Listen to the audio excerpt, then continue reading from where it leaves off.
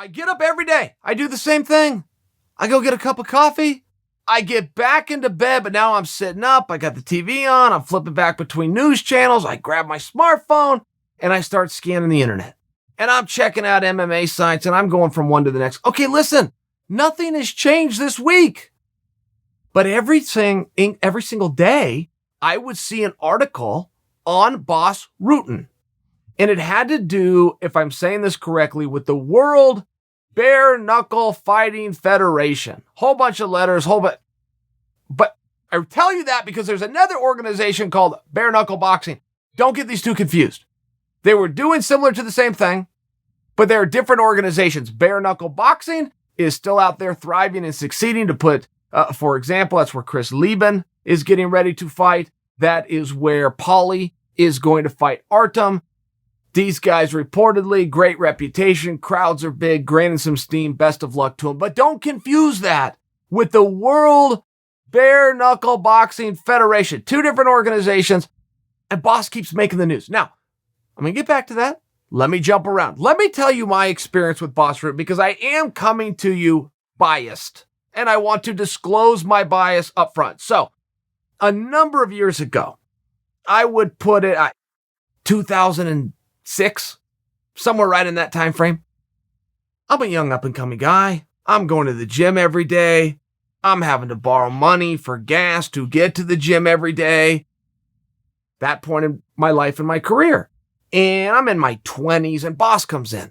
Bas is in town. I think he was either in town or was brought out by Randy Couture.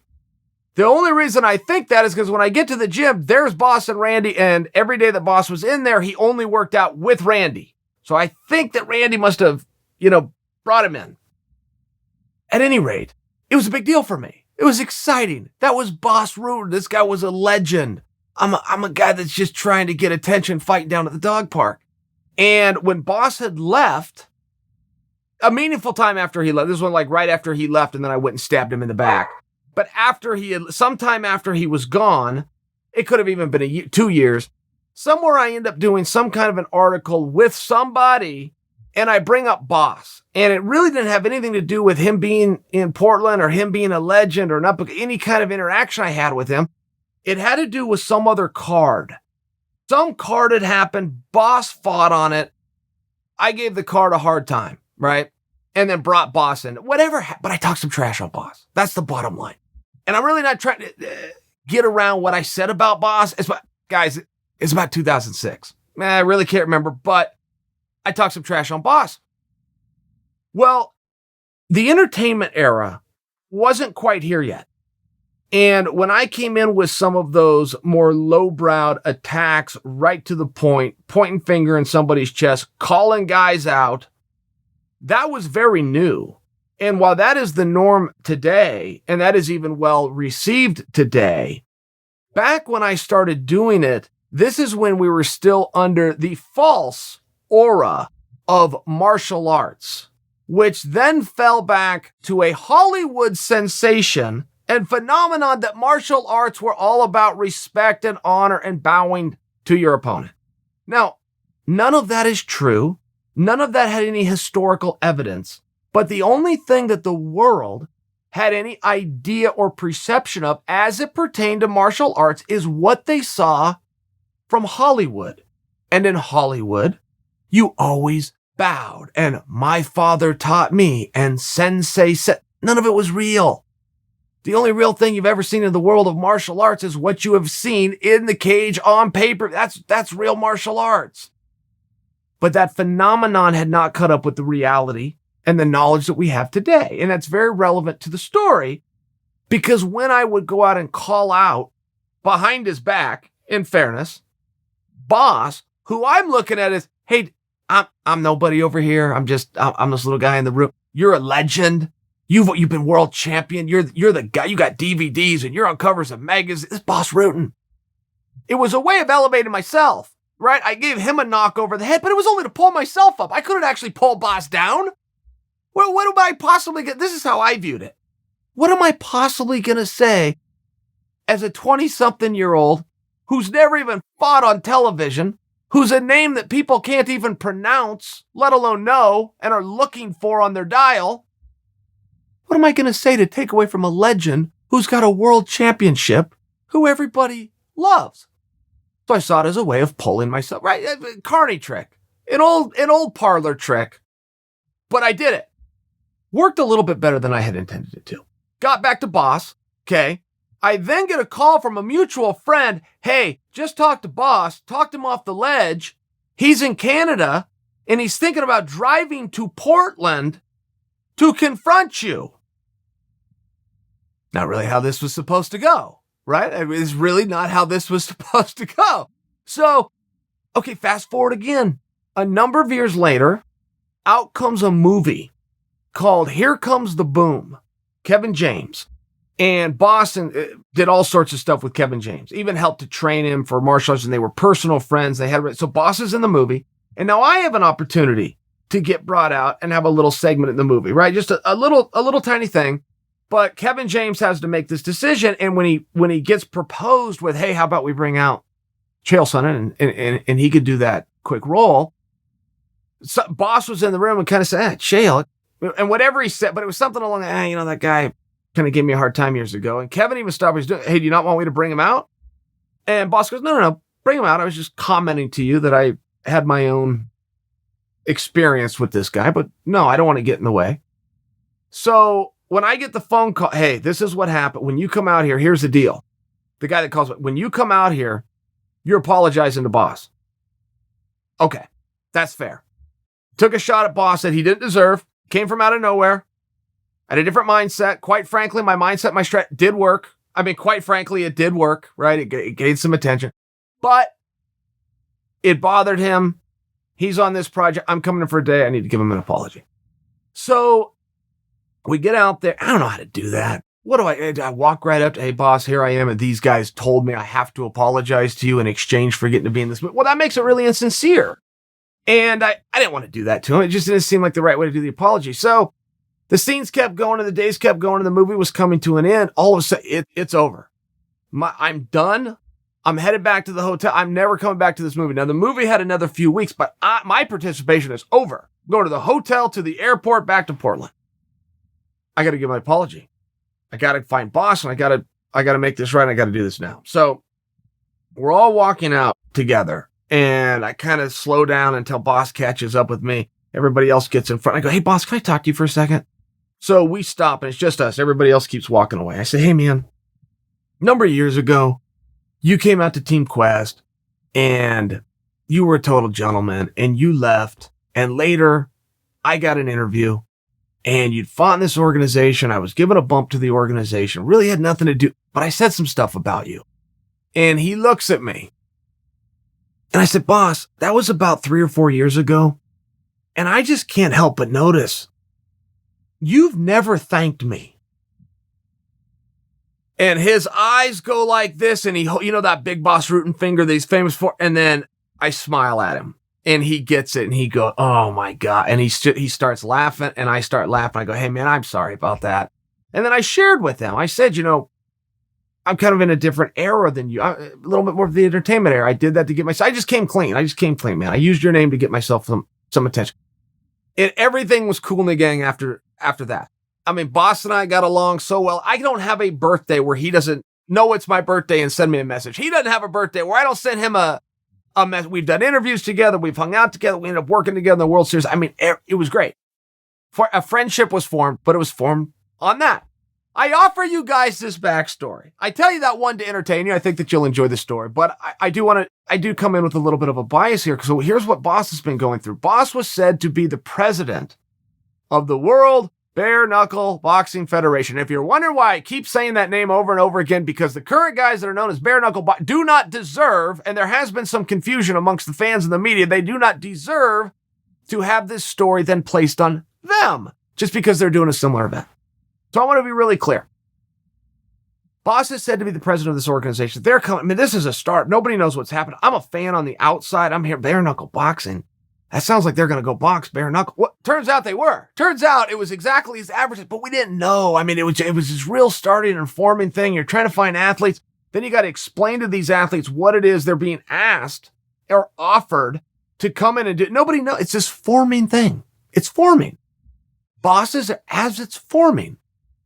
But it's very relevant to understand that timeline because this wasn't Boss's idea. This is getting presented now as though Boss started the organization. Boss controlled all of the purse strings. Boss made all of the decisions, which means some of the information that Boss relayed to, in this case, the athletes, that turned out to be inaccurate information was Boss somehow misleading them. That is not what happened. That's not what happened. Now, I don't have a dog in this race. I'm nothing more than a guy standing back at 10,000 square feet and studying this. But if I'm a good detective, I'm like, guys, I tell you, I start my day this every day. I go read all of this stuff everywhere. I'm on guys' Facebook page. I'm on their Instagram. I mean, I stay up on what's going on in the world of MMA. I really stay up on it. So I've heard everybody's side. I've heard Boss's side multiple times, who's very open to come out and discuss this. And I've heard the fighter's side, multiple different fighters not colluding with one another, telling their stories. It's very consistent, but this is a situation where two things are true at the same time. Very rare in life that two things can be true at the same time while opposing one another. Look, Boss came into that organization as an announcer. Great choice, great announcer, understands the sport, did some bare knuckle stuff, legend, voice people, good hire. He then got leaned on. And I know exactly what happened without even being, he then got leaned on. There's meetings going on. Boss is at the hotel. He's not supposed to come out till tomorrow for the camera. Hey, let's just ask Boss. Let's just see if he's free and he can come down to this meeting. We can really use him in an advisory role on every possible angle. From the camera angles that none of you care about. If you're sitting at home, you just want to be entertained. But there's a lot that goes on there. From where do we do the tosses to who should your partner be to who walks out for. I mean, there's a lot of things that go into building the show that you would never see. A lot of the weeds and how the sausage is made that you would never see, all the way up to, hey, Boss, what is the appropriate offer to structure some of these contracts with some of these guys? How do we go about this? How do we approach it? Do I go directly to the guy? Do I go to his manager? I don't know these guys. Will they even take my phone call? Hey, could you help out here? Everybody respects you. Would you mind making some of these phone calls for me? I'd sure appreciate it. There's Boss kind of go, man, I'm just here to help, but what have I found myself? Yeah, I can find this guy. I can find this guy. A win show structure is kind of common. If you got a higher name guy, maybe you got to just do a flat fee. Starts to teach him the business. All of a sudden, what happens? He starts to create a role for himself, one that he never agreed to, one that he was never hired for, one that he was never compensated for, but it elevated, and he probably on the other side, this is pretty fun. I wouldn't mind going out and showing these guys I can do more than call fights. I've actually been around this game close to 30 years. I probably do know as much about all sides as anybody else. This is an opportunity. I'm going to create a role for myself. Somewhere it then began being said that he was the president of the company. Now, he probably in many ways did act like that and had so much to do and so much got put on his plate that would be a fair title to visit down the road. Guys, he wasn't the president of the company. He was just an announcer. I mean, in truth, and you do have to understand that. So when his role started to get a little bit blurred, now he's making phone calls. Now he's making deals with guys that he's getting from the owner, the CEO, the boss, who Bas Rutten trusts. He trusts the guy. Well, that's normal. What, would you go through life any other way? How much fun would you have in life if you didn't trust people? So he trusts this guy. Bas asked all of the appropriate and responsible questions. Do you have the funding? Do you have the backing? Are all of these things that you're promising to be true? Guy said, yeah. Bas goes, okay, you know what? We're not licensed and bonded like some other. Let me just go one step further because I have been around this 30 years. I'm not calling you any name, liar or something. But just do one thing for peace of mind for me. Show me the bank account. Since we don't have this in escrow anywhere, show me a bank account. The guy does. And sure enough, the guy can cover the spread. So Bas has done his due diligence as he sees it. And I agree with him. I think he did. I think simply asking the guy and explaining to him in a reasonable fashion, this sport has a history of fly-by-night guys. You burn these fighters, it's going to go through the industry instantly. We will never have another. You can't burn a crop of fighters and then go find a new crop to come. It doesn't work that way. Very small. Passes quick. It's everything in line. I think you probably could have done it like that. Boss went a step further to say, show me. And the guy did. So Boss had every reason to believe that everything that he was representing was accurate and true. So he continued to represent it. Fight happens. Leading into the fight, and you can go to Boss's Facebook page, get a much better and longer explanation. All hell breaks loose with the owner. And I'm talking about federal charges. This guy was doing wire fraud and some other stuff, and he was actually found guilty. I'm not speaking out of school here. He's sitting in jail right now. Everything starts to get weird the week of the show. Guess what? The show's still going to happen. The fighters are now flying in. The hotels are booked. Everybody's in town. Let's push this thing forward. We got a sold-out gate. We got a box office that we've got some really good signs here, but we've also got some signs that there's trouble in paradise. But what's the basic rule, guys? The show goes on. So Boss has done his due diligence. He sees he's got the money. The boss, I'm saying Boss is in Bas Rutten, and then the boss of this show, I don't know the guy's name, ends up in a jam where he's not really answering his phone call, and he's a little bit MIA, but the show's getting closer, and other guys kind of pick up the slack, and they move this thing forward. Look, I think you guys know how this story ends. The show did happen. The box office did happen. The pay-per-view did happen. The stream did go live. The fighters did fight. Fighters weren't paid. It was as simple as that, and now they're pushing back on Boss, and it's not at this point a number of dollars, okay? It's a matter of integrity. And a number of guys like me that have known Boss for a meaningful period of time will come out and say, hey, you can't possibly question his integrity. I know that's not going to hold up with you guys. I know that's not going to hold up. But let's take a look at a couple of more details, okay? If you guys have ever been stiffed, or, in fairness, and I don't expect you to raise your hands, but if you have ever stiffed anybody, the story is always the same, all right? Anyone that owes money doesn't take your phone calls. Over a period of time, perhaps that number even mysteriously becomes disconnected. That's the point when you know, okay, this game is over. Don't try to find an email. Don't call a mutual friend or acquaintance, try to get their new number. Don't even waste your time. You're not getting paid. This isn't just for my experience that I'm trying to pass that on and share this with you guys. Bill collectors will tell you the same thing. It doesn't matter if it's your power bill. It doesn't matter if it's a bank on your mortgage. If you don't answer the phone, you're going to be in a lot different trouble than if you do answer the phone. And listen, here's what happened. I realized that was due on the first. I realized I haven't sent it. Tell them whatever your situation is. I lost my job. I don't have the money. I got a check coming in. I've been in the hospital, whatever it could be. They will then say to you, okay, great. Can I call you next Friday? How does noon sound? If you say yes, and they'll make a little note in their computer, go on, deal with hundreds of other people. They will call you back on the following Friday at noon, and they'll check in with you. If you answer that call, even if you don't have their money, if you answer that call, they'll keep pushing you in the system and keep trying to work it with you. They will. It doesn't matter if you're even 30 days late. You never want to be 30 days late. Won't even matter if you are, though. They won't turn you over to credit scoring people. They won't turn you over to collections. They just won't. They will give you a lot of rope if you keep answering that phone. If you keep staying in communication and you keep saying, I'm close here. I just need a little bit more time. That's what an honest guy does. So they will honestly have a belief that, hey, the guy's in a jam. I might have to hit him with some interest. I might have to do something, but let's not turn his power off. He's a real guy. He's trying. He's answering his phone. He's fighting through something. That's what Boss is doing. Boss hasn't hit his sand. He hasn't buried his head in the sand once yet. He's gone to any medium he has, in many cases, social media, just to get the word out there. He's addressed people. He has a radio interview coming up in a matter of hours. He has done everything but hide from this. But he is attempting to say, guys, make sure you put me in the right category. I am also a victim. I was also hired to do a job. I was not the decision maker. I wasn't funding this thing. I never represented that. As far as being the president of the organization goes, that is a term that got bestowed upon me somewhere along the way that is factually incorrect. But I did have a lot of contacts. I did have a genuine belief that something very special was going to happen here and that I could help it to happen. And I also believed if I could bring in you who ended up getting stiffed, but if I could bring you guys, I could get you rewarded. And had everything gone smoothly, that would be the spot. But I don't have a feeling anybody would be saying it from that perspective.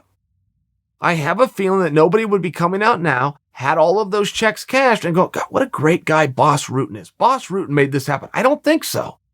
I think it would just go to the owner. to the CEO. What a great job he did, and he got this going. For some reason, when it went the other way, it ended up on Bas. I think that's a little bit confusing. I think Bas has also been a stand-up guy to, again, not bury his head in the stand. Come and address all of this stuff. Tell the story like it happened. Tell it for what it is and say, this is unjust.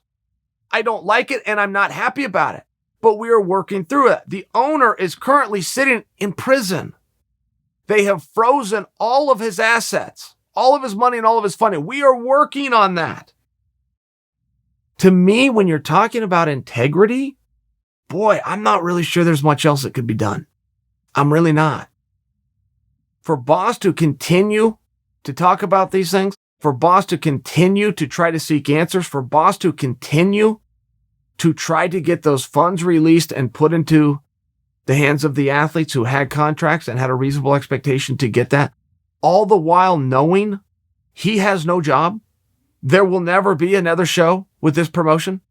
He is not the president. He will not be compensated for this. He will only be kicked. He will only be brought down. If this ever even comes through, if they free up the funds and it goes to the athletes, he will never be thanked. They will continue to believe that he wronged. It's a really tough spot. But Bas is pushing through it anyway because he agrees with the athletes that they had a deal, they had a bargain, and the end of it by the promotion was not held up. I believe that there is a vast misunderstanding when I do read some of the comments by the athletes who were screwed, who were lied to. These guys were taken advantage of, for sure. I am with them 1,000%. Offer to you that some of that frustration and anger is being misplaced.